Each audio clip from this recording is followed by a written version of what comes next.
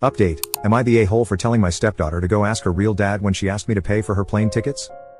Hey guys, it's been about 2 weeks since I last posted, and I figured you might like an update. A lot has happened since then. That night, I took the advice many of you suggested. I apologized. I told her I was sorry for implying that I'm not her real father, but, like it or not, I consider her my daughter.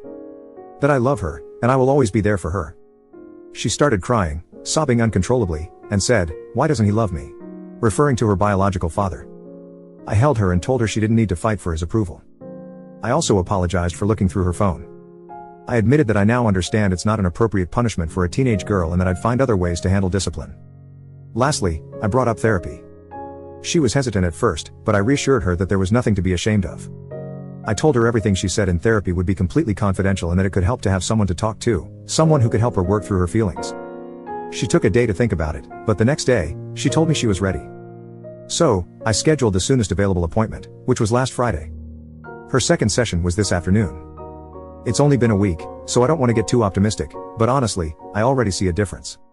She's actually engaging in small talk now. Before, she wouldn't even give me the time of day. She's been following the rules, coming home at a reasonable hour, and she's less withdrawn. She's even been more social, to the point where her brother noticed and commented on the change today. But the best moment? When she got out of the car after therapy, she turned to me and said, "Thanks, Dad." She's never called me Dad before. Honestly, I've been riding that high for the last 2 hours. I know things aren't magically fixed, and I'm not delusional enough to think everything's perfect. But the changes in the last week? This is the most progress we've ever had. I'm cautiously optimistic moving forward. Thanks again, everyone, for your comments, especially the ones that gave me the kick in the butt I needed.